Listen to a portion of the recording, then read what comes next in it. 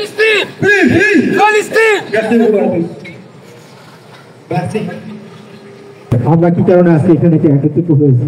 আমরা একত্রিত হয়েছি কারণ প্যালেস্টিনে দিনের পর দিন বছরের পর বছর যে ধরনের মানুষকে হত্যা করা হচ্ছে, নির্মমভাবে হত্যা করা হচ্ছে, সেই জিনিসটা কখনো গ্রহণযোগ্য না। সেই জিনিসটা আমরা কখনোই অ্যাকসেপ্ট করতে পারি না। যেটা হচ্ছে সেটা এক ধরনের জেনোসাইড, যেটা হচ্ছে সেটা মানব অধিকার লঙ্ঘন করা হচ্ছে। দিনের পর দিন, মাসের পর মাস প্যালেস্তিন যারা কিনা একটা দেশ হিসাবে যারা কিনা তারা কিন্তু আর কিছু চাচ্ছে না, ঝগড়া করছে না, কোনো কিছু করছে না, কিন্তু তার পরবর্তীতেও তাদেরকে মেরে ফেলে দেওয়া হচ্ছে, বাচ্চাদের মেরে ফেলে দেওয়া হচ্ছে, হাজার হাজার বাচ্চারা মরে যাচ্ছে প্রতিদিন। এর কারণে আমরা একত্রিত হয়েছি আজকে, এর কারণেই আমরা এখানেতে সমবেদনা জানানোর জন্য আমরা একত্রিত হয়েছি। হ্যাঁ, আমরা জানি, আমরা বলতে পারি যারা কিনা বাসায় বসে আছেন যে আমরা এখানে আন্দোলন করে কিভাবে, আমরা আন্দোলন করে আমরা যে মানুষ, আমরা যে আমাদের মধ্যে যে মনুষ্যত্ব দেখাতে পারছি।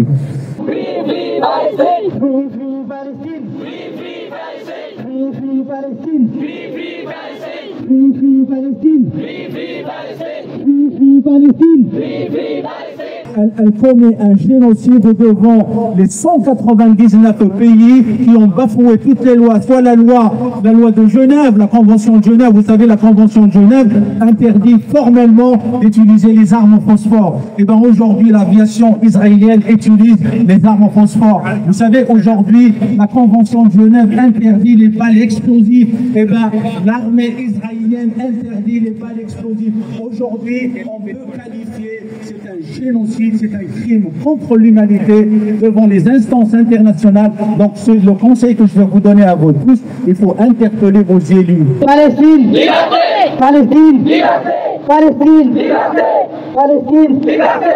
Palestine, liberté! Liberté, liberté, solidarité, solidarité.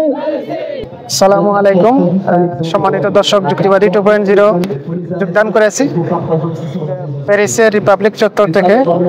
এখানে গতকাল বাংলাদেশ মার্চ ফর গাজার সাথে একাত্মতা প্রকাশ করে বাংলাদেশ কমিউনিটি পক্ষ থেকে, বাঙালি প্রবাসী, বাঙালি ফ্রান্স প্রবাসীর পক্ষ থেকে এখানে মার্চ ফর গাজার সাথে একাত্মতা প্রকাশ করে এখানে প্রতিবাদ সমাবেশ আয়োজন করা হয়েছে।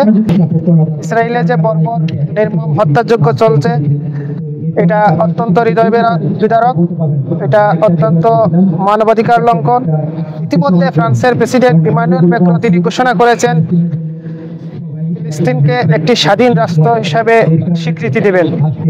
জাতিসংঘ সহ সবার কাছে এখানে সবাই দাবি করছেন যে ফিলিস্তিনকে একটি স্বাধীন রাষ্ট্র হিসেবে ঘোষণা দেওয়া হোক, ইসরায়েলের এই অন্যায় অত্যাচার নির্যাতন করা হোক, এভাবে নারী শিশুকে যেভাবে হত্যা করা হচ্ছে, এটা পৃথিবীর সবচেয়ে জঘন্য একটি কাজ, যা বিশ্ব মানবতার লঙ্ঘন।